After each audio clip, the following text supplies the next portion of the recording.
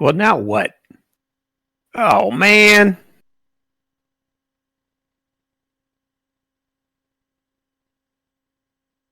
Matt, you booted me out.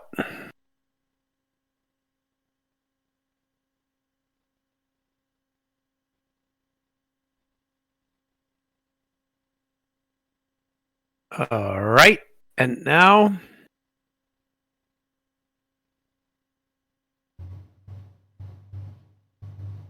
How about now? Where are we?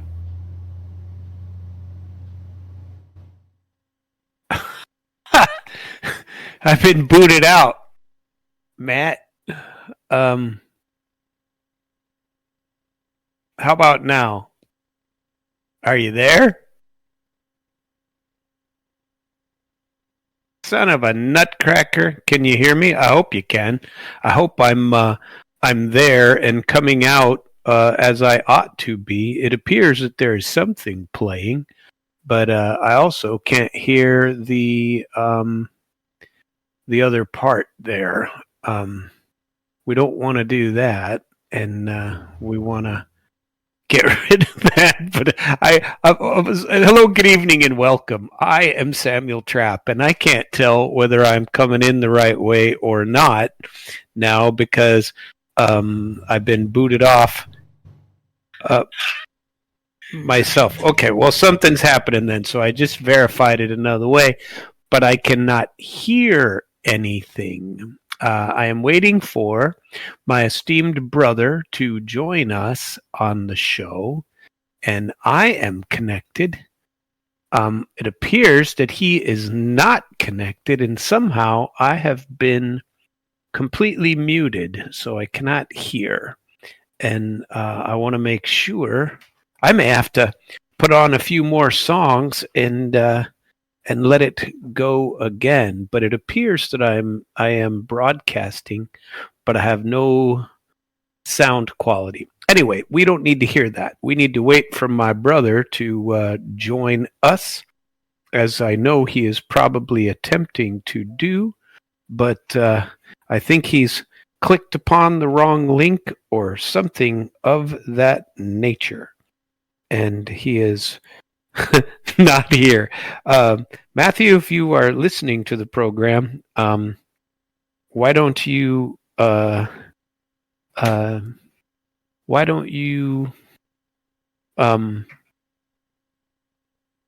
in 941-960 I'm giving you my home number.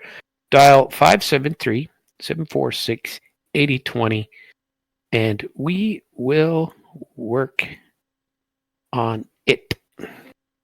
And hopefully he calls in. But I don't know that I'll be able to hear him because I can't hear anything. There he is. He's in the green room. Hi, Matt. Can you hear me now? Can you hear me okay? I can hear you just fine. Can you hear me? I can. You know, none of the invites worked, so but it had a little thing up in the corner. I guess I'm technically proficient here on this. Me too. Oh, absolutely me. And I always, if it can be jacked up by technology, I got news for you. I've done it. If there's an error to be made, I have made it. But we are live. I was worried that for a second we weren't, and because I couldn't hear myself. But when you started speaking, I could hear you. Oh, good. And good. So, well, thanks so for having me back. Plus. Well, thanks for joining in. I haven't given my little blurb to people, which I like to do, if at all possible. So I'm going to do that even now because I've been going, because I couldn't hear anything. I thought I screwed it all up. Anyway, you are listening to Damn Radio. You're listening live on damnradio.com/live, and I am on International Flavor. If you ever want to go back and hear any old shows, you can do that at damnradio.com/podcast and get all of our fantastic shows from all of our fantastic hosts and listen to them at your leisure. And for me, I have a channel called internationalflavor.com. That's my website, and that will take you out to where just international flavor shows are stored forever and ever and ever. Amen. And you can listen to any of them. So, Matthew, what is this? The fifth time that you've been with us, my esteemed colleague and brother, Matthew von Trapp?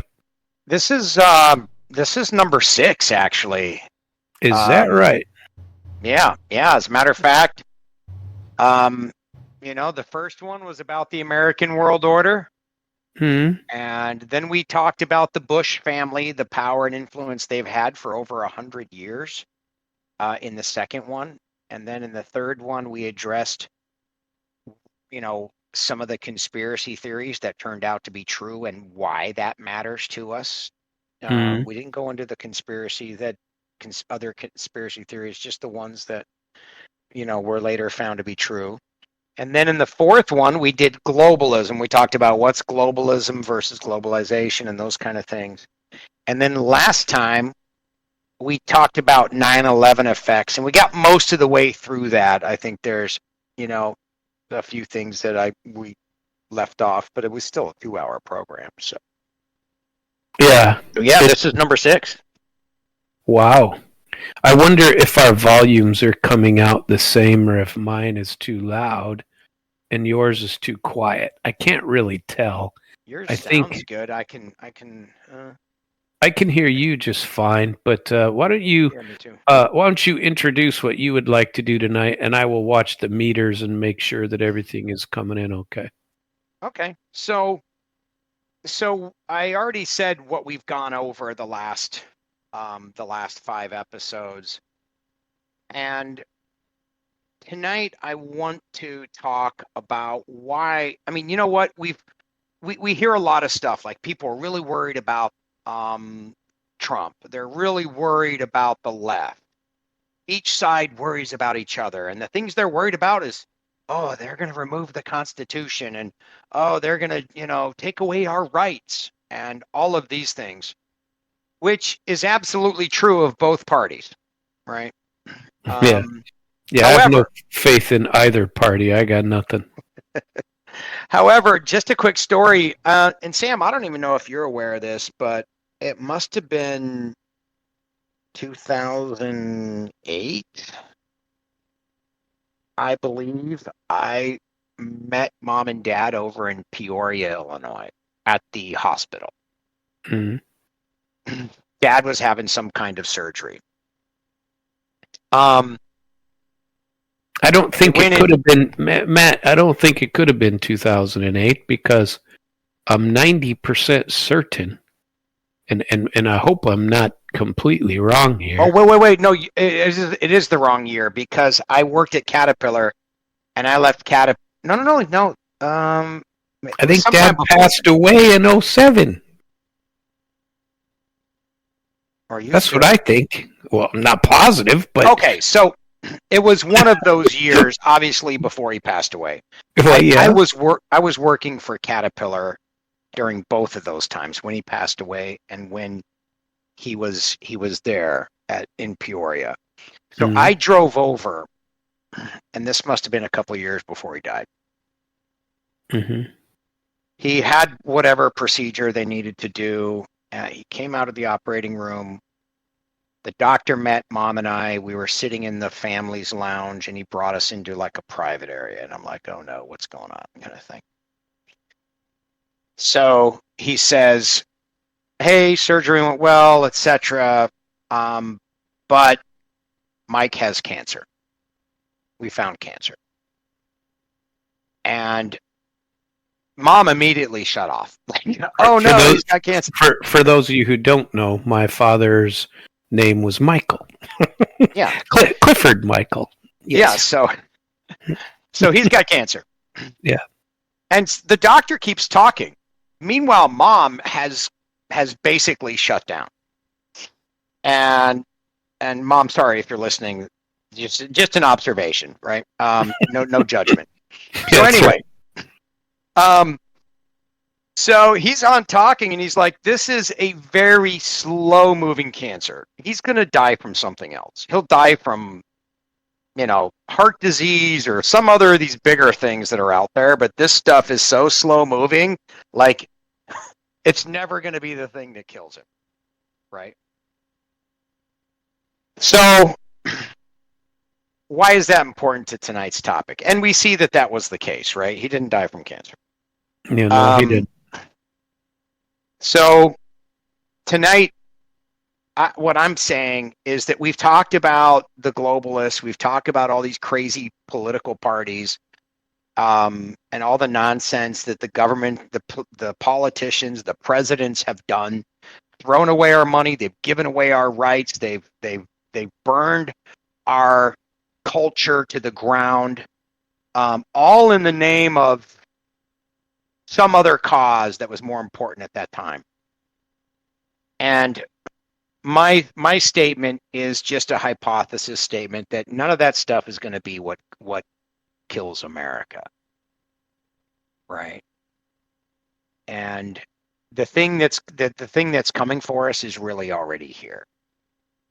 And I want to go into a couple of things and kind of point out some of the some of the issues that we currently see out there in our world today. And this can be stuff that we just talk about, right? Yeah. And then we can go into some history. So let's talk about the current state of America. My wife and I are in Taco Bell about a week ago. We were in the rush to do things and we were out. We're like, let's stop by and grab something from Taco Bell.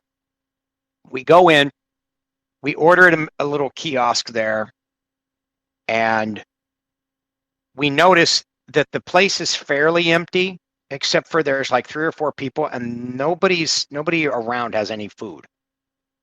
And they're just waiting. So I was like, oh no, how long is this going to take? We look in the back, and there's about 5 or 6 people standing around, none of them knowing what to do. And there's one guy basically doing everything and explaining to people, hey, well, put those, fries in the fryer or whatever, get that stuff out of the oven. And he's directing traffic while he's doing the majority of the work. And when people get done with the task that he's asked them to do, they pop right back in his face and say, what next? No, they don't even do that. They just stand there. They're just like, okay, I'm done with that task. Now I have to wait to be instructed like some kind of robot or something. Yeah. So I'm like, oh no, because we were in a hurry. That's the whole reason we stopped by. And we were thinking fast food. Long and short of it is, people are starting to get upset. We've been there like 20 minutes. There's still no food. And even the people in front of us, nobody's getting any orders, right? Well, there was a group of kids that came in right after us, and these kids are starting to be vocal about 20 minutes in. About the 25-minute time period, the one kid is starting to knock over chairs. And he's probably 18, 19 years old. But he's literally acting like a 12-year-old kid would. And he's starting to be very loud and very vocal. And within a few minutes, that turned to him calling the one guy who's working, calling him names, and very rude names, right? This is escalating. They're now talking about, hey, should we take this outside? I can take you. And all of this stuff. In the meantime, just before it escalated, Nancy and I got our food. And we were like, hey, let's go outside and eat this. The whole point of being inside is we didn't want to get those taco things get all over the car. So we were like, we didn't want it everywhere and have to clean up the car afterwards. But it was getting violent. Chairs had been knocked over. There was screaming and constant name calling and all of this sort of stuff. Welcome to Chicago Taco Bell, huh? Yeah, we were out of there. Couple of quick observations. The people didn't know how to work. The people that were there, the one woman that I saw standing kind of closest to us was easily in her late 30s, early 40s. Had no idea how to work. The other people had no ethics to work. Like, and what's interesting is the day before, and so then they didn't know how to interact with each other to resolve the situation. Now think about this. This is a business, right? How does this business function? Like, this is the type of thing we're used to. One night, Nancy and I went to 3 different restaurants. It was a little bit later. It was on a weekend, though. We could not get a burger or whatever it was we were ordering, burger, whatever it was fast food places. We couldn't get anybody to make that burger for us to save our lives. We ended up going to like 3 different restaurants that night. And, you know, from waiting into line for a half an hour and nobody serving us to going to a place where we saw the guy like, I can't remember if he was licking his fingers or if he had stuck his fingers in his hair and then was rubbing all over the burgers, or he had no gloves on or anything. And we're like, no, we're not like, we're not going to stay here. And then we went to this, you know, this third place, and it was, you know, it was some of the same things. We ended up just kind of throwing away the food, you know, and walking out and saying this whole thing was a loss. Well, fast forward a little bit to a friend of mine and I were talking about just the state of things. And he said, yeah, my son graduated high school. He works at Domino's Pizza, has worked there for like 8 years or whatever. All he does is a delivery driver. He lives in our basement, plays video games all day. And that's what he does. And I'm like, that's zero, man. He has 0 skills, right? 0 education. He is 0 for any woman that thinks she's going to marry him, or if he thinks he's going to marry some woman, like what does he have to offer, right? Like literally absolutely no future, because for one thing, Domino's is trying to get all these self-driving cars or self-driving delivery bots or whatever. Mm-hmm. Like, this guy's days are numbered. Now, when his work is cut off, now let's go back to COVID, right? When bad things happen, certain groups in society take to the streets. But let's look at this kid. And the dating scene, right? That's just one aspect, the severe laziness, nothingness. Now, back in the day, this was shameful. This was unheard of. This would not have happened. But all of this is okay now. All of this is, you can aspire to be somebody on the Jerry Springer show, and it's good, and you're cool. And so that's just like one example. I'm going to go through some history here, and I'm going to talk about, well, let me talk on a couple other, highlight a couple of other areas. Crime. It's okay to walk into a store, grab a bunch of stuff, people video you, and you walk out the door. That's how it is in California. Mm-hmm. They say they're changing it. Good for them. It's okay to live on the street, live in a tent, go work a regular job. That's normal now. And if you say anything about it, you're the weenie. You're the one that's wrong. It's okay to be octomom, to have 8 kids on welfare, right? By 8 different baby daddies. There's no shame in that. There's no shame, especially in the state of Illinois, of going out and murdering someone, and the state says, hey, that's no longer anything that we even have to, put you in jail for. You're out without even having to post bail. You just show up for your hearing in a couple of months. So yeah. Crime isn't to be shamed on. So there's no shame because there's no standards. I just want to point that out. There's no shame because there's no standards. Now, where this gets dangerous is, we think about the people that are in our, our military. We think about the people in our police department. We think about the people that are supposed to be picking us up in an ambulance if we get into an accident. And by the way, you drive on the highways, road rage, right? Everybody's ready at a minute's notice to fight somebody over something. Yep. Or to pull right? over in front of you and slam on the brakes. Mm-hmm. It's Like right here outside of Chicago, there are signs every couple of miles that say keep right except to pass. But we get people that just move into the fast lane and camp there.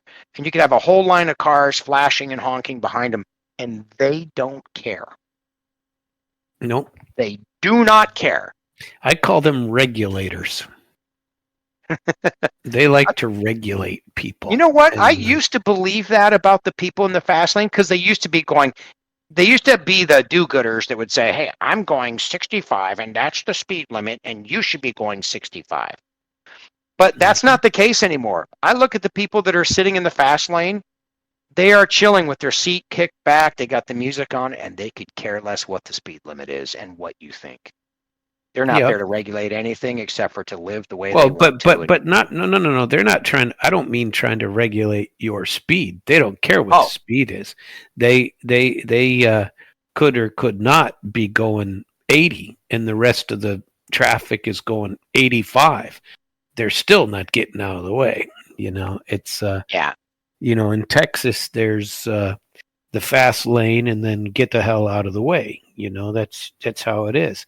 And you can, driving across Texas takes you 6 hours, and if you're really good, you can make it in 4. Well, did you see those 3 teen kids? I think 2 16-year-olds and a 15-year-old got the masks on, got guns. They're in a suburb of Atlanta, I believe it's Atlanta. They're robbing this house. And they see this guy who's coming up to keep him from coming in the door, and they shoot at him. And he has an AR-15 and kills all 3 of them. Yep, I saw. I didn't watch the whole thing, but yeah. And now they're mad at him. They're mad at the guy. Did you see the vigil they had? And it wasn't even about, hey kids, this should be a lesson for you. You stupid 15, 16-year-olds, you're going to grab a gun and you're going to put on a mask and you're going to go rob somebody and you're going to get blown to hell. Period. And that's where you belong. No. That's not the lesson. The lesson is, oh man, why do these criminals got to be treated this way? This guy should not have killed. These are kids. But that's how it's been. That's how it's been. I made about 5 or 6 different podcasts 8 years ago is when I reloaded them onto YouTube. And it was basically, one of them was about the justification that society was making. And I won't say society. There always tends to be a certain political party that's really on the social movement side. And the thing that was interesting is back then they were saying, oh, these kids, we can't expect them to get good grades in school. They grew up with a hard life. Their daddy's gone. Their mama's gone. They have to been raised by themselves. And we shouldn't have to, put any restrictions on them, and we shouldn't have to force them.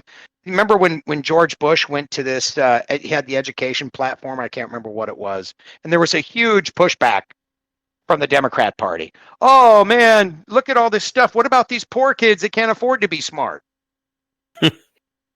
Yeah. You know what I mean? I mean, it's so absurd. So that's the state of America. You are totally screwed, and you can't complain about it because then you're the bad guy. And it's even if somebody robs your house, shoots at you, right? You are the bad person. Just Yep. remember that, Because right? you shoot back, and they'll probably charge him with a crime. Mm-hmm. Yeah. Well, there's that case, and there's a whole bunch of others like it. But maybe one more example is if you look at the dating scene out there, there's a whole bunch of like especially when all this transgender stuff was really at a flashpoint. I was watching these podcasts of young people, and there was one in particular where these young men and young women were kind of interviewing each other and saying, "Hey, what do you think makes a good wife? What do you think makes a good husband? Would you date a black guy? Would you date a somebody of another nationality or race?" And they're talking about all that stuff. Kudos to them. The one girl asked this guy, "Would you date a transgender quote unquote woman? In other words, a guy wearing a dress?" And he said, "No, absolutely not." And the one girl that was on the other side of the panel got so angry. "Who are you to judge?" And he I'm said, not judging. I'm just not dating them. I don't give a he said, crap what they wear. he said, "It's a man. I don't want a man, right? I want to have a wife and some kids." When and you know what her response was? You can adopt kids." Right? And he's Yeah. like, "I am not interested in a man. Period." "Oh, it's a woman. It's a woman." "No, just putting on a dress doesn't make it." And so then it got into this whole. But think about this, and I've got a son and a daughter, both that are not yet married. But how are they supposed to find a spouse?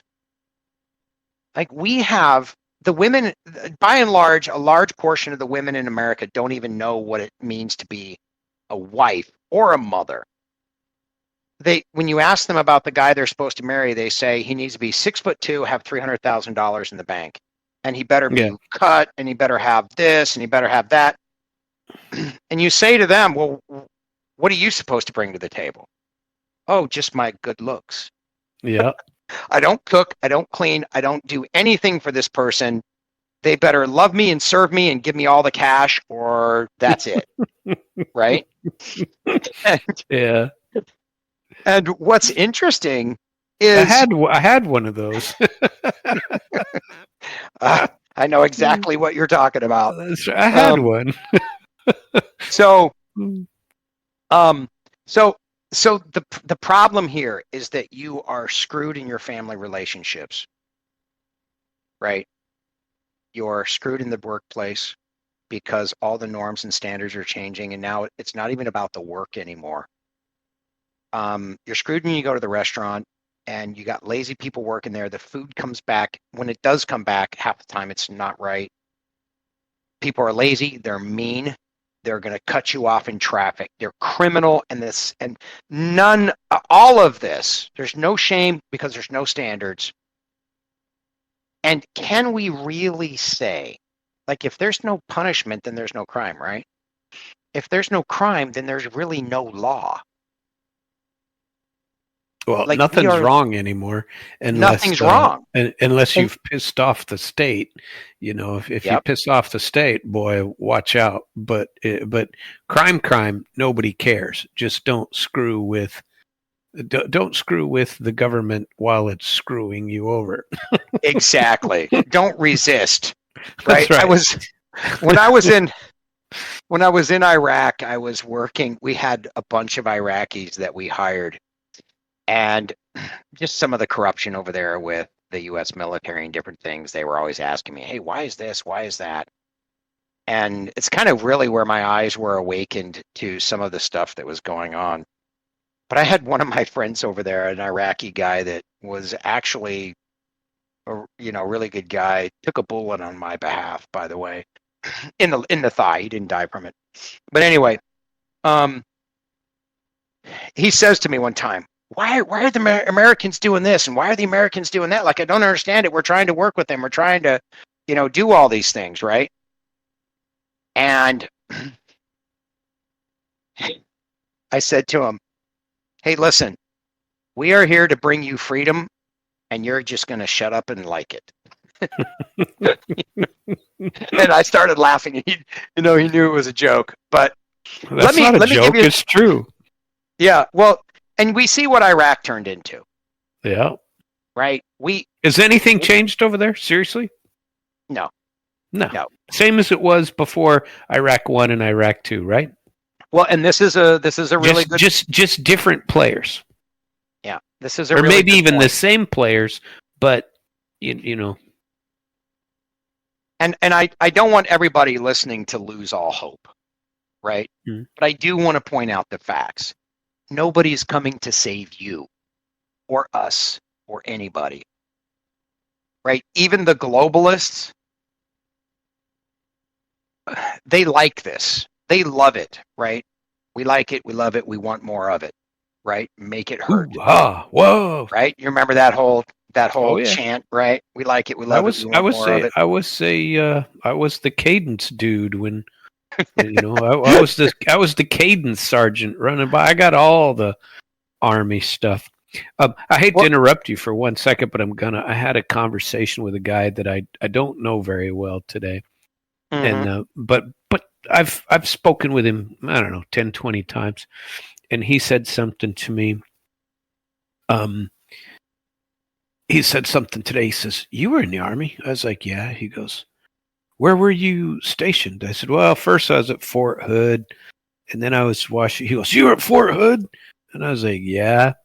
And he goes, "Oh my God, I was at Fort Hood." I said, "What were you, first Cav?" And he goes, "Yeah, I was Cav," and he was a Cav scout, right? And I said, "Well, I was military intelligence, I said, if you can believe that." And he goes, "Man, I'm liking you better all the time just because you were at Fort Hood." Well, we got to shooting the crap and telling stories. And this happened to a friend of mine too. And he said this happened to a buddy of his, and he's much younger than me, but he said this was 2013. He was stationed at Fort Hood, and there were stories just like this when I was stationed at Fort Hood from 87 to 90, right? Mm-hmm. And these things happened all the time. And I had and he told a similar story, but I'm going to tell you mine because I know the details. And this is how the Army used to be. And I'm not saying it's right. I'm not saying it's right at all. And as a military intelligence person, I was like, man, these people are nuts. But in a way, you understand what they were doing. Well, I was in a military intelligence battalion, 4 companies, each one does different things, 100 guys per company, plus or minus. Well, somebody had the genius idea to bring in a troop or a company of LRPs. You know what a LRP is? Long Range Reconnaissance Patrol. And so they have these long range, more hardcore. Oh, baby, hardcore, and they're infantry through and through, and dumb as a box of rocks, by the way. And according to what we were thinking, hammers. Oh, baby, a whole bag of hammers. And so they get the whole first floor. We put those guys on the first floor, and you know what CQ is, charge of quarters, right? Mm-hmm. I'm there one night, 2 sergeants, charge of quarters. You have to spend the 24 hours watching over the barracks, and there's 4 floors. Each floor is a different company. Bottom floor is the LRPs guys, and they're nuts. Now, when they moved in, we started having problems in the barracks that we never ever had before.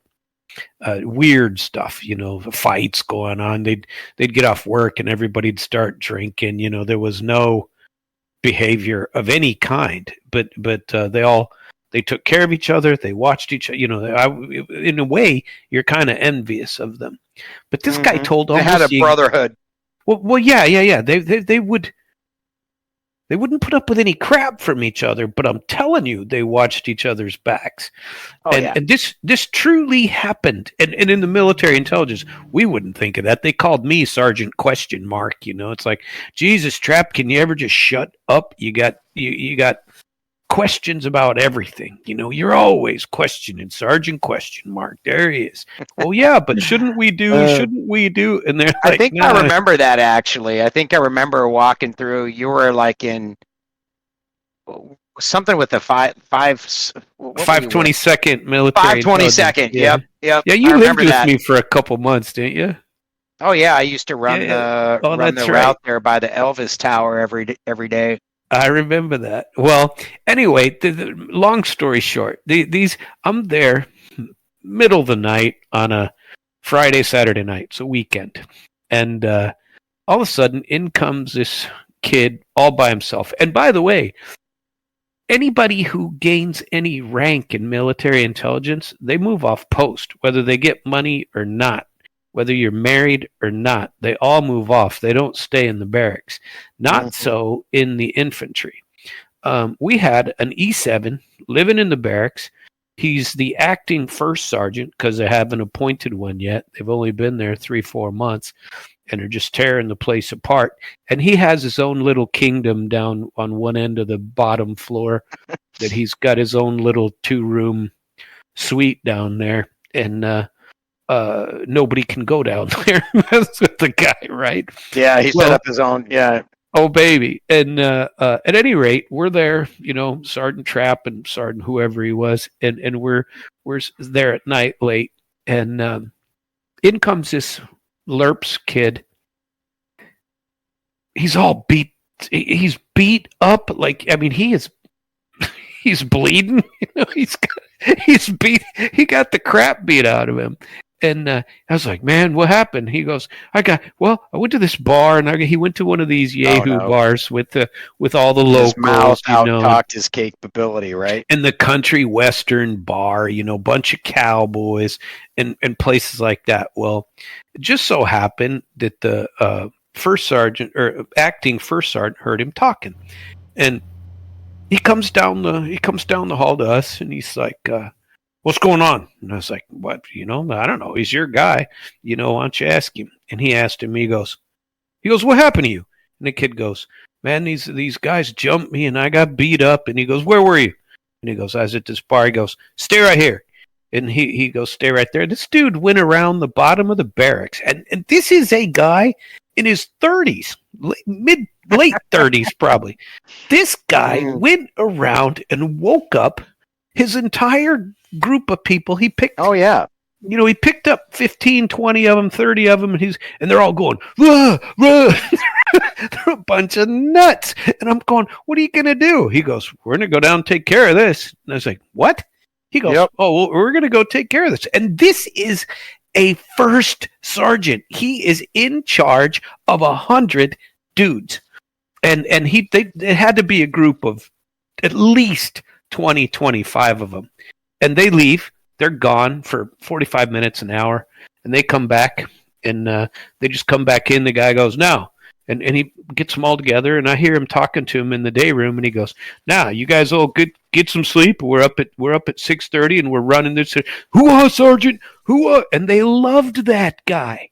They went to that bar.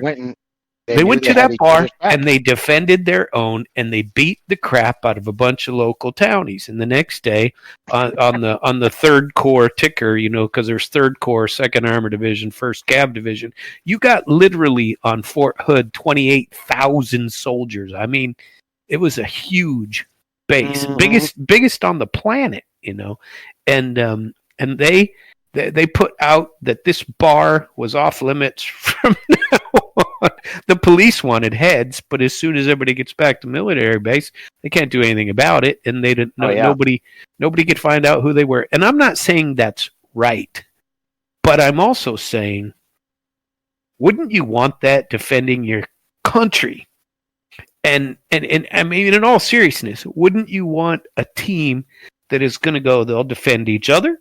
They'll do whatever it takes, and they'll go do it. I'm not justifying it, but in the military intelligence group, we're all going, well, that's stupid. I ain't doing that. What are you, an idiot? That's foolish. I'm not going to go down and beat the hell out of some townie because some guy who's in his 30s tells me I got to go beat him up. I don't think so. I'm not going to go tear up a bar. I don't do that. And so I don't know, but I only say that to point it out. Do you think that in the world of transgender, cross-dressing admirals and sergeant majors of the Army, that we're going to have that type of, call it camaraderie, call it team building, call it whatever you want to, but you're going to have a bunch of pansies running around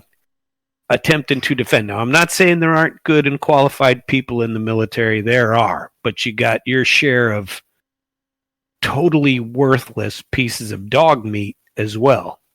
And that you wouldn't want watching you, and you wouldn't want to watch them. You wouldn't. I can't imagine taking care of somebody that you philosophically couldn't stand. You know what I mean? Well, and that brings up a really good point. What you pointed out with the story was nothing more than people living by a code of ethics, right? May have been a little bit skewed from what we would, I thought do they in were nuts. some of the softer areas of the military, right? Yeah. But knowing that those people were out there and that they were defending the Constitution and those kinds of things is important for Americans to know. But what do you do when you have someone who says, I mean, right now, the missiles don't launch on their own, right? Nope. You've got to have somebody's turning those keys. And assuming we ever did get into a really bad fight with someone, right? The question is everybody going to fight? Or are we going to have people do exactly what they're doing for Hamas now and say, oh, those poor people. Yes, they went out and killed people and they burned babies alive and all this stuff. But the people who had that done to them should just take it, for crying out loud, because they're kind of evil too, right? So we don't have people that are standing up on principle. We don't have that. We have parties pretending to do that, but we don't have that. And if I go back here, I'm gonna go back into some history now, and I'm gonna talk about the effects of these things, because the thing that everybody has to worry about, I think, before they have to worry about the globalists and the all of these other people that are out there, you really have to worry about your neighbor. And what I'm going to propose tonight is that the best way to have a peaceful, structured society is to be that person that brings peace, be that person that brings structure. But to your point, who's going to teach that? Who's teaching that now? Is it our academia teaching that? Do we have colleges? No, look at what's happening on the college campuses. The morals are completely upside down, and the education is not even education. It's nonsense. And they'll stand up and tell you, oh, follow the science. No, there's no such thing as transgender science that says that you've got unlimited amounts of gender. There's no science behind that, but they'll tell you to follow it. But this is education. So it's not academia. It's not the government who's going to do it, because they're paying people to destroy your family. And I'm going to go through some of that, to destroy the structure of society. We've already seen that by globalists and by party cronies alike. Who else in society? Are you going to get the YMCA to teach you? All right, is the YMCA going to bring peace? Are they going to bring happiness? Like, who is it? Where is it? I will say that the one place that I see that has a chance are religions, and I include Christianity, even Islam, and some of the other ones where, there's different sects in all of these that teach varying degrees. Some of them teach violence, obviously not those ones. But you have to have something that's pushing against this. My question is, what's pushing against it? So let's go back. Let's go back in time. Right? We started with the American world order just after the end of World War II, Bretton Woods, all of that happened. America is now in this place of prominence. We see the Bush family starting to move into power. We see the CIA being created with the help of members of the Bush family and mainly others, but they were there in the background. So we have extra governmental agencies that are out there.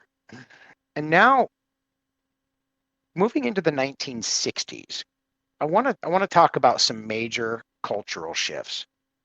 So I'm going to go decade by a decade, and I'm just going to list these out. 1960s to 70s, we had the sexual revolution during that time frame, that decade. 1970s, that decade of the 1970s to 1980 was feminist movement, and basically, hey, women need to be out there. It's kind of like be out there in the workforce, dual income home.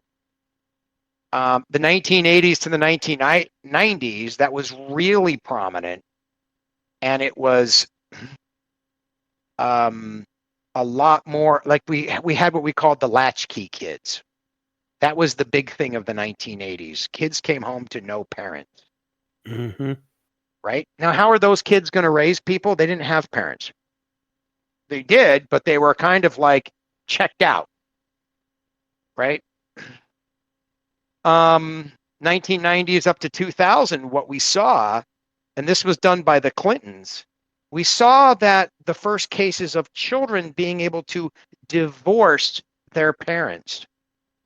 In other words, the family unit was something that was now being challenged, right?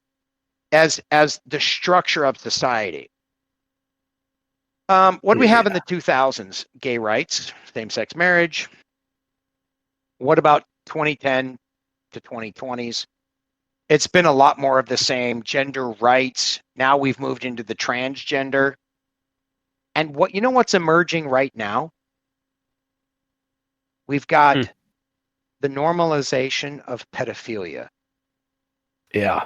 Have you heard of this minor attracted persons minor map? Yep, they're now called maps. They're now called. See what we're doing. And this is straight from the playbook. Unless you're what's his name, Kevin Spacey. Unless you're him. Well, the first thing we do is say, "Oh, these people can't help it," and it's the same with all of them. Every single time this has happened in society. Oh, well, are you going to deny these people? Look, they're good people. They're just having these attractions. They just happen to kill people late at night. Yeah, what about Ted Bundy? During the day, they're he just fine. Happened to want to kill people. Yeah. So let's take a look at loved him. And just to point out, by the way, this is every single one of these was supported, promoted, defended by the Democrat Party. Every single one. Right? So you'll hear it in my voice that I absolutely detest this sort of thing. Why? Yeah. Because let's take a look at the state of the family right now. If you are a person listening to this and you do have morals and values, and you and your wife are intending to bring your children up, quote unquote, properly in proper gender roles, and to be hard workers and to actually do stuff in society, to not be draining off society and getting the government handout and all of this stuff. If you're one of those people, what we've done over the last 30 to 40 years is we've removed your rights to do that. You don't have the right to teach your children that way. In fact, when your kids go to school, we're going to teach them the way we want to teach them, and we don't have to tell you that we're teaching them that. Yep. So I have some friends, and I've talked to several of them recently about this topic. And and we mentioned just a little bit earlier about the dating scene. We Well, first of all, what came out of the sexual revolution of the 60s was abortion and feminism in the 70s, right? Yeah. Because we've got all this sexual promiscuity. We're all out there. We've changed now the makeup of the family. We've changed, you know, when I say the makeup, I should say the makeup of marriage. It used to be that, hey, you're not supposed to do that stuff unless you're married, or if you do, you get married right away. There was shame associated with it. What we did is we said, well, we can't shame these people. So now let's go ahead and have abortion, or let's just normalize it. Let's just say that this is an alternate lifestyle. And who are we to judge? And, these people are now destitute because they've got 5 kids and no husband. And society's just wrong. That's, she should be able to have money for those kids. And so now we start seeing the piling on of the cash that we're paying as a country for this. Right? Well, when you look at the societal effects of the sexual revolution, the rise in premarital sex, the decline in traditional sexual ethics, separation of sex from marriage kind of thing. Mm-hmm. We then go into this feminist side where the gender roles are redefined, mothers left home en masse, and it weakened the nuclear family. In the early 2000s, we saw the making fun of men for like ever. We were going to make fun of them and treat them like goofy, and there's commercials of guys, trying to fix something and just look like buffoons. So we just made fun of men. We began to there began to be this degradation of what a man is supposed to be, right? And how capable they were. And then there was this move against the patriarchy. I saw this on a bumper sticker the other day. Down with the patriarchy. Okay. So what are we left with now, though? So the women now, the women who bought into this, they're out partying. Yay, I'm free. I can do whatever I want. They're out partying until it comes time to get married. And the guys are like, well, I'm not going to settle down with you. You're the party girl. Right? And oh, by the way, they're now in their mid to late 30s. They can't have kids. So then we've got a huge load of women who are in their late 30s who can't have kids, who now are walking around sad, going, oh, if I had only married young or found somebody. But who are they blaming? They're blaming the men. It's not them that believe there aren't any good men. Yeah, there aren't any good men out there. Well, there are. Really? But you should have known that some long ago. There were some while you were partying, right? That's right.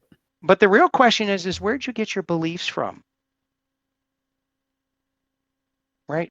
That made it so that you think that you're going to be able to just waste away 20 years of your life and then show up to the party of marriage or whatever, and everything's going to be okay. It's not.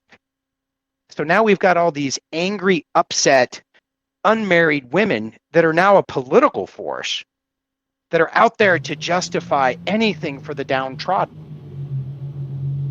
Right? And we have a whole bunch of men that have been neutered and are acting like women and not living up to anything that they can do. Right? And all the roles are reversed. And so it's every man for himself. And every woman and every transgender. Right? Yeah. Well, and if you don't like what you are today, you just change it and be something else tomorrow. Yeah. So when we look at what's happened, again, if I'm a family man, I am a rare thing in this society. if I try to teach my kids and I don't like what's being taught in school and I say I'm going to homeschool, well, now we see states pushing back on that. No, Yeah, but no. I don't think it's that bad though. I don't think it's. Yes, you're absolutely correct, but I don't see it as being. If we had to pick percentages, I think that the normal folks are still at least 60-40. That's what I think. And I think there's a lot of loonies out there, but I still don't think. I mean, most of the people that I run into, or that and I know you're in Chicago, and your stories of the food places and the things like that. I think you have societal problems in Chicago that other people don't have, but Mhm. but I also don't think it's. I don't think it's as bad as you. I think you're absolutely correct, but I'm just wondering the percentages, and I'd have to say 70-30, 60-40. We aren't to the 50-50 yet, and we still have, by we, and I've, in some ways I feel like I still fit in the good crowd, and be able to uh, take care of myself and my family and take care of things like that. I'm generally one of the good guys, I like to think, but You're a positive, I'm a net productive positive, a net member of positive. society, right? That's right. You're a positive, productive member of society. And Yeah. the other And thing is you still believe in America. One of the things we didn't bring up is that now we've got the last survey I saw is roughly 40% of the young people coming out of college don't even believe in the American government. They believe in socialism and want to change. Never been to a socialist country, never really actually dove into it. But luckily for us, academia has given them a shortcut to that belief, right? So, but you're a yeah, positive member of society and you still believe in family, right? You still yeah, believe in America, yeah. right? I'm still, And for the most part, patriotic. I am. well, you're I law think. abiding. You're law abiding. You're not out robbing the banks on the weekends and I all of wish I that was. stuff. Sometimes I wish I was, but Well, yeah, we all, you know, think, wow, man, I'd be I'd so like to nervous we be screw up. Jason Statham and be able to go into any bank and just rob it and walk out, right? There's Mhm. never any consequences for those type of people, but I would never get away with it, and so therefore I wouldn't do it. Well, yeah, but see, you have boundaries in your brain. You have beliefs. You have things that anchor you. What I'm Yeah, pointing out is that the vast majority of the people around us, it's growing, well, that's and true. they are not having those same anchors. They are But don't you not. think we're still? I mean, are my numbers all that skewed? I mean, I still Well, I think don't think they're. I don't think the numbers matter. I think what matters is who's your neighbor. Well, that's What true. percentage of your neighbors are like that? So Nancy and I were at the Christmas market in downtown Chicago a couple years ago. And I carry that pepper gun with me that's non-lethal for those of us that aren't supposed to carry real guns in Chicago. Mm. So we're walking out of there and we got this kid that's following us, dressed nice, young white kid, maybe probably in his late 20s. Looks like somebody working at one of the corporate places in town. Hmm. And I know this kid is absolutely going to try to rob us, right? We're walking off and he's kind of looking for us to be alone. I pull Nancy into like a doorway of a shop, Hmm. and right as I pull her into the shop and I grab my pepper gun, this kid sees and does literally an about face and walks off towards an alley and just kind of hides in a corner, literally hiding by a dumpster. Okay. And the first thing I thought was a story that somebody told me when I first got to downtown Chicago. And it was about how he got mugged. And I said, so tell me about the guy that robbed you. And he goes, oh man, he was like nice dressed, sharp, had, you know, the latest clothes and looked good, all this stuff. And he just came up to me and said, I need all your stuff or I'm going to shoot you. And I'm thinking to myself, like, these are quote unquote the normal kids. Like, they may believe in family, they may believe in America, but they're not law abiding. Are they really a productive member of society? What are they taking away? So if you look at, you know, there's some of these things that it takes to be in America. I feel like I brought this up at the beginning, what's going to get us first, globalism or ourselves? Or which one is the slow moving cancer and which one is the heart attack is my question. Well, globalism, nobody cares. Nobody sees it. Right. Well, I shouldn't say nobody cares. You're right. Nobody sees it, and it's the locality that's going to get you. It's the what's going on around you that really matters. I like to talk about international things, and I like to travel internationally, and I like to see different things and get different perspectives and find all those things out. And so I've got a pretty broad focus. So do you.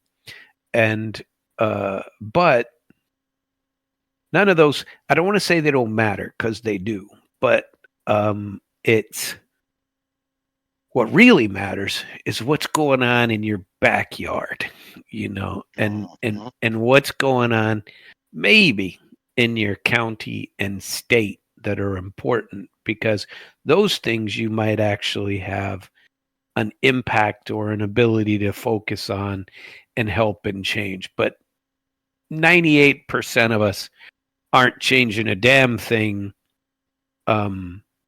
nationally, and 1 in a million of us are changing anything internationally. You know what I mean? Yeah. And so and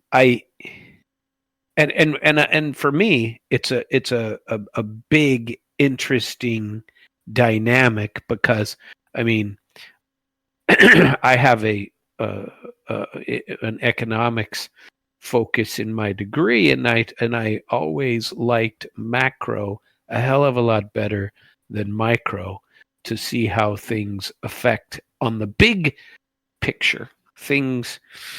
But it's much more, you know, the mom and pop store being pushed out of business by the big box store coming in is a lot more of an interesting story. Well, particularly when it's happening globally. You know what I mean?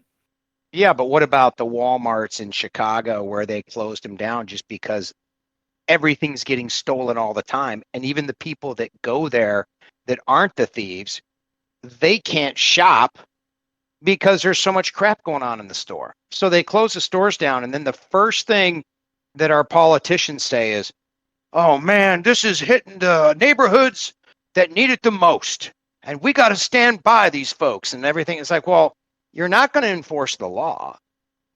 You're not going to enforce values. Like, who's folks are you going to stand by? Yeah. You know, the mom and pop stores that are getting robbed blind, or the Walmart that's getting robbed blind that isn't going to put up with it. You know, they're just going to, it's easy for them to run away. And I don't mean that badly, but they can go to greener places where they don't have to worry about that kind of behavior. But in Chicago, they've done it to themselves. In you know, other places where they allow this free range free range criminal, Yeah. in his Free own range. natural habitat. Yeah. He just gets to wander and collect what he wants and put it in a big duffel bag and walk out. And Mhm. you know, Well, this brings us back to to where we are as a country. Okay, we are in debt. We are unable to really manage a lot of our government, our I would say our international influence. We are behind when it comes to being able to build defense structures. We are entering a time of great shift, right? Regardless of what the outcome is, I get what Trump's trying to do, but he may not have time to do it. And the people, let's say he's successful in bringing all these businesses. Who's going to work in them? The kid that's sitting down the street right now, lazy as all get out, working, quote unquote, working at Domino's Pizza at the age of 30 with no education, nothing to speak of, no skills, no hopes, no prospects. Right? What's going to damn, happen? you're depressing me, man. Well, but here's No, why I'm saying kidding. I'm this. kidding. Think about this. We look at defense, we look at society, we look at social things, we look at the economy, we look at all those things. Now I want to pivot and I want to show you something really quick here. Mm-hmm. Okay. I'm going to name off some countries. And first of all, I'd be happy as a clam if somebody that was a globalist was coming in saying, we're going to fix all this. Right? If somebody was actually going to fix it from the Democrat or Republican parties, I'd be happy as a clam. Not happening. No one is coming to save us. And I'll show you why. So I'm going to name some countries by continent. Africa. Here's the countries in Africa. Angola, Mozambique, Somalia, Rwanda, Liberia, Sierra Leone, Democratic Republic of the Congo, Central African Republic, South Sudan, regular Sudan, Chad, Libya, Ethiopia, Eritrea, Burundi, Mali, right? Mm-hmm. The Americas, Haiti, Guatemala, El Salvador, Dominican Republic, Asia, Cambodia, East Timor, Tajikistan, Afghanistan, India, and Pakistan. Then we look, and actually the Kashmir region in between them as well. Europe, Mm-hmm. Croatia, Bosnia and Herzegovina, North Macedonia, Kosovo, Georgia, Croatia, Cyprus, and now in the Middle East, Israel, Syria, Lebanon, Iraq, Kuwait, Yemen. I've just named roughly 30 countries. Mm-hmm. Those 30 countries are where the UN has been deployed over the last, since 1992. Okay. How many of those countries would you say are just like bastions of hope, of bastions of wealth, right? Zippo. Freedom. What do they all have in common? The UN has been there. The United Nations, NATO. Mm-hmm. There is roughly, of the 30 that we've talked about, whether we're saying they're democratic, free, and stable, if I use that criteria, I have maybe 6 or 7 that are partially democratic and free and stable. And I have a whole list that aren't. But there's only 4 or 5 that are clearly democratic, free, and stable today, including Israel. But would we even say that they're even given the latitude to be free? No. Nope. So roughly 1 in 3 remain not just kind of sad and pathetic, they remain unstable, authoritarian, or complete disorder. In the state of Kosovo, it's run by the UN. There are no civil rights. You do not have the right. They can arrest you on the street and they can throw you in prison for a crime that they defined. They don't even have to tell you what it is, and they never have to bring you to trial, ever. Yep. This is globalism. When I look around, I see globalism conquering the world. And why would they want disarray? Because then disarray, when people are in those situations, and we saw this with Nazi Germany, they're willing to accept anything. Just give us peace, give us security. We hear it all the time. And now look at America. America has absolutely, like, as a civilization, we are less civil today than we were 50 years ago. We are less safe. We are less kind. We're not as hard workers. Everything has broken down. So when I look at all those other 30 countries, and now I look at Europe, I would say we're already conquered. Who's going to go out and fight the wars? This kid sitting over there on a video game? Try to Yeah, but recruit that's how him they're instead of fighting me. them. That's how they're fighting them now. Well, even then, what's he going to do? What's he going to do? Right? What are the values of the people around you? And so I'll take those army dudes I was talking to you about half an hour ago over just about any of them. Yep. Well, do you You remember know what I Colonel mean? Hackworth? Do you remember Colonel Hackworth? I Remember do that guy? not. No. Wrote a really good book. I highly recommend the audio book. It's like 46 hours long. Holy So, crap. yeah, right.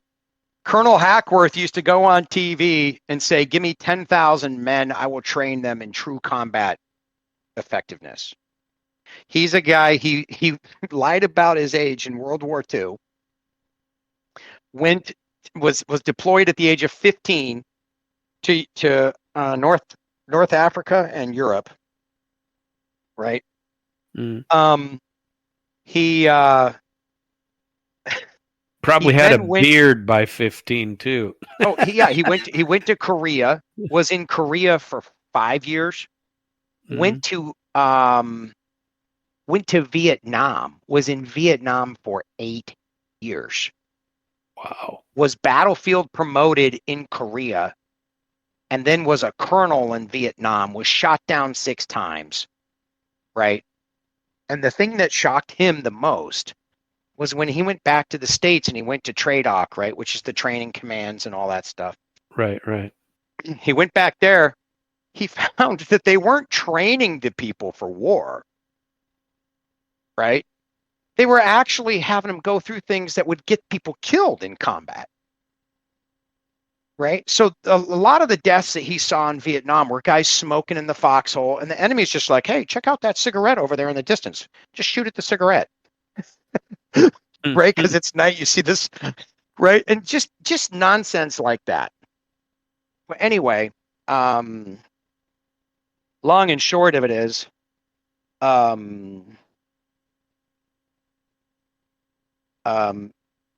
Did you lose your train of thought, or you still talking about him? No, I wanted to point out one of the things that he said. He said, I can defeat an army of 100,000 with these 10,000 guys that I train myself, and we move in. And he made some specific requirements. They have to be in a certain age range. They can't be married. They have to, you know what I mean? All of these sorts of things. I don't think we could find that group of people today. Right? Yeah. So where am I going with all this? You may have noticed, and you said you were getting depressed just listening to it, right? I am saying we are in an awful situation here. This is not just about politics, right? We are screwed. You cut somebody in traffic cut off somebody in traffic on accident, and you are likely to be shot or screamed at or whatever. I mean, the utter nonsense that we deal with every day. People are getting used to it. They're so used to it, they don't care. But these are all the result of policies. And again, I'm going to call out the Democrat Party, who's been very effective in all of these things. And if you are a member of that party, check yourself at the nonsense that we live with. And that what they're still promoting is, hey, we don't need any laws, etc. You know, I'm sure we'll talk about Trump next time, some of the stuff that's going on in the world today. But for now, these items that I mentioned, the sexual revolution, the feminist movement, the gay rights, the same-sex marriage, the transgender gender rights movement, all of these things could have been done without all of the fanfare, without all of the hatred and the divisiveness. Like, you go listen, and I said this when I came back from living in the Middle East. It was like 2012, and I was watching Fox News and then CNN and some of these other things. I'm like, you can't watch the news for more than 10 or 15 minutes without getting angry. We call it the 24-hour news cycle. Mm-hmm. It's not the 24-hour news cycle. It's the 24-hour hate cycle. We have got to be constantly stirred up to some kind of anger. And you walk around and people are like that all day. And you mention anything that even sounds remotely political that they oppose, and they are ready to jump on you because they've been watching TV. And they know, oh yeah, this is what I believe in. No, you don't. You are literally just parroting what you saw on TV. You have no clue of what the real issues are. You haven't done any studying, and you don't care, right? So where do we go? Okay, because I don't want to bring out all the bad stuff without showing the good stuff. Well, geez, now you only got 15 minutes. Exactly. It only takes 15 minutes to do the good stuff. To talk about the good, yeah. What is it we have to do? Well, the number one thing is, first of all, awareness of this awful state that we are in. Let that be a part of your daily reminders when you wake up in the morning that you got to do something about it. The second thing is that how are you as an individual going to do anything if you are part of the problem? So when I showed up to Caterpillar, they made me responsible for standing up multiple production facilities, and I didn't even know anything. I didn't know what I was doing. Didn't know how I got that job, actually. But they had me stand up multiple manufacturing facilities for the motor grader. 2 in the United States, 2 in China, 1 in Brazil. And they gave me a group of people. And I'm in the meeting with them, and I had the stats there from all the plants, like 16 different plants. And of the 16 different plants, they came from literally the worst plant in safety, in production throughput. In other words, how much product they could get out of the facility in a day, and quality, right? So even the stuff they were getting out at a slow rate was not that good, right? Mm. So I asked him the question, how are you guys going to put together a better facility? This is all you know. And I got some real dirty looks at the beginning. And I said, listen, guys, I'm just being realistic here. If the only colors I know are red and green and blue, and I don't know any other colors, and you tell me to paint something, I'm going to use red and green and blue. So my question to each of you out there tonight is, how probably made a lot of friends there, huh, Matt? Well, actually, I ended up taking them on tours. We went all over the world. We went to Japan. We went to Canada and saw automotive facilities. We saw factories around the world, and then they saw what it could be, right? And then they said, we can make this. And they did. We went back and made a really nice production line. And that plant is in Arkansas today, the one the nice new one. Anyway, long and short of it is, how are you going to deliver what you don't know? If you're the one over there flipping people off in traffic, breaking out a gun if somebody doesn't serve your McDonald's fries the way that you think they need to be done, who are you to tell any of us or to even be a part of the solution? Right? So what I'm saying is you got to fix yourself, and you've got to work with other people to fix the stuff around you. You may not be able to go to Washington and fix what's going on in USAID, but you need to go down to the local school. You need to figure out a way. Like when we think about this for a minute, one of the things I didn't talk about, and as part of the reason is because I'm fat too, is, we eat whatever we want in this society, and then we go try to fix it at the gym, right? That doesn't cut it. We've got that kind of mentality for everything. Like, oh, I'll just be abusive and all this stuff, and then I'll just try to fix it with, a quick apology or whatever. Well, the damage is done. Like, can you just be kind? Do you know what it is to be kind? Do you know what it is to be nice? They're different, by the way. Do you know what it is to actually create a peaceful society? How can you bring peace if you are not peaceful yourself? And where are you going to get this? You're going to go to your local school and learn how to be kind and nice? You're going to go get it from academia over in Harvard or Yale or one of those, Columbia, where they're all teaching everybody to hate the Jews and to, that it's okay to kill everybody and to burn babies and rape women and all this other stuff. That's the group you're going to align with? Or how about the political party that tells you it's okay, you don't need a family, and that everybody can just be their own self and not? Where are you going to make a happy family at? So you've got to identify the source of where you're going to change.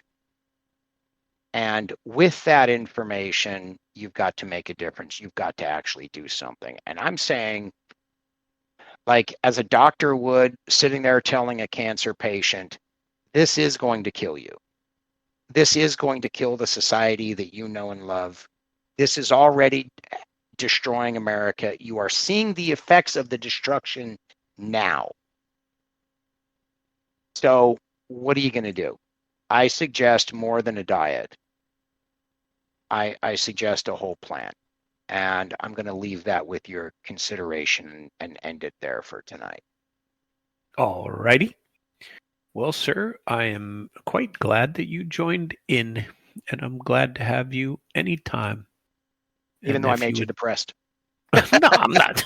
I'm just kidding. You'll have to do a lot better than that to make me depressed. And it's well, I appreciate you coming. I will get with you next week sometime, and we'll figure out when you're coming on again. Yes, sir? That sounds great. And I think that, you and I can get together beforehand. I've got a bunch of different topics, and I think one that I would like to do is how people maintain, because we talked about the breakdown of family and society and stuff over the last 50 years since the 1960s. But I will tell you one family that's remained the same, several families, the Rockefellers, the Bushes. Mm-hmm. How do they maintain power, purpose, and all of the wealth? How do they do that multi-generational? And it doesn't just happen by accident, because you see the kids today, if their parents die, they're like, hey, I want what's mine, and I'm going to cash it in and go buy a nice car, right? That doesn't happen in those families. So give that a thought. I think that might be in some of the topics we're going to come up with. And yeah, I'll definitely look forward to rejoining you at some point. All right, sir. Well, I appreciate it. Thank you very much. And you have a good evening. Tell Nancy I say hello. I will. Thanks for having us, and give our regards to your kind wife as well. Shall do. Have a good one. Yep. Take care. Bye. Bye-bye. And there he goes, as it is wont to say in this world of trouble and gloom, when passing ruffians can freely say "ni" at will to old women. Tell you what, I think he's an interesting dude, my brother. He ain't heavy. He's my brother, and he's actually quite interesting and gifted and intelligent, and so I like listening to him. Um, well, since he's given us a few moments of time to say some things, I will be happy to dig in and see what I can find out myself. We'll see if there's any real quick ones. I haven't even been watching the news while he has been on with me. I haven't even gone to look at them, but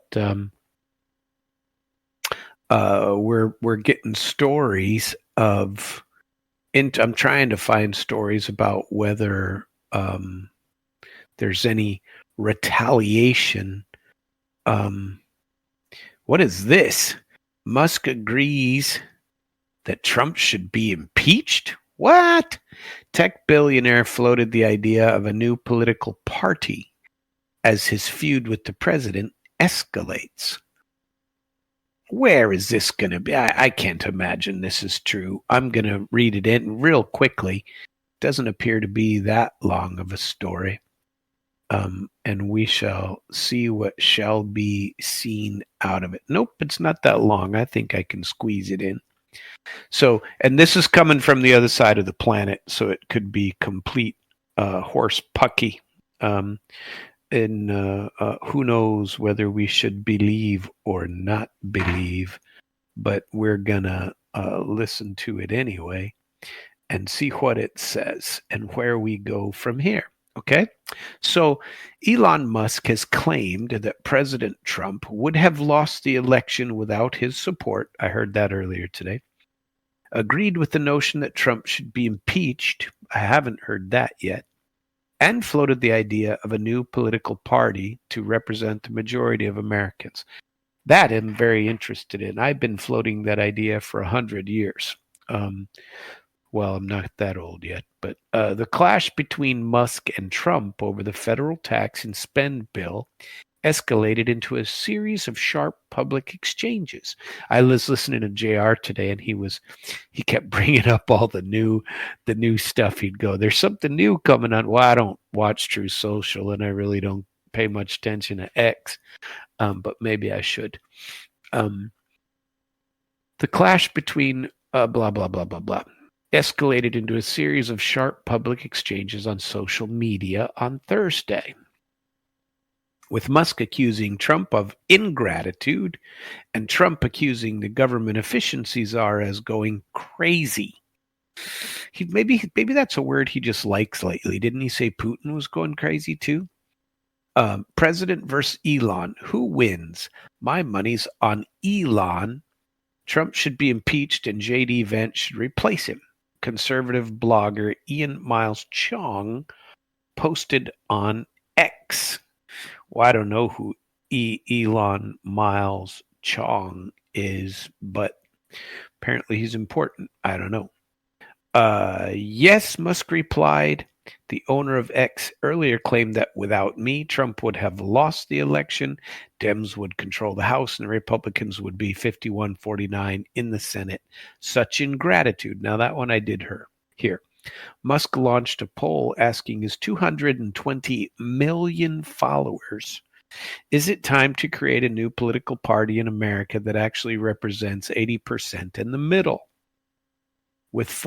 Within 4 hours, almost 3 million responded, with roughly 81% voting yes. Trump, in turn, said he was very disappointed with Musk and claimed that the Tesla CEO's opposition to his big, beautiful bill stemmed from cuts to EV tax credits. Elon is wearing thin. I asked him to leave. I took away his EV mandate and forced everyone to buy electric cars, and nobody else wanted that he knew for months I was going to do, and he just went crazy.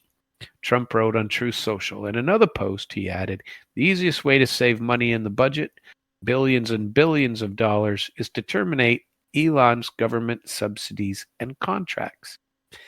After stepping down from running Doge last month, Musk has intensified his attacks on Trump's tax cut bill, calling the legislation a pork-filled, disgusting abomination that would push the U.S. into debt slavery. The House passed the president's flagship measure in May, and Trump aims to sign the final version by the 4th of July, pending Senate approval.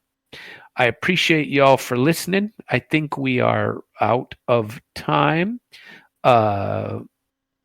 Please follow me on internationalflavor.com, and I will see you Sunday evening at 9 p.m. Missouri.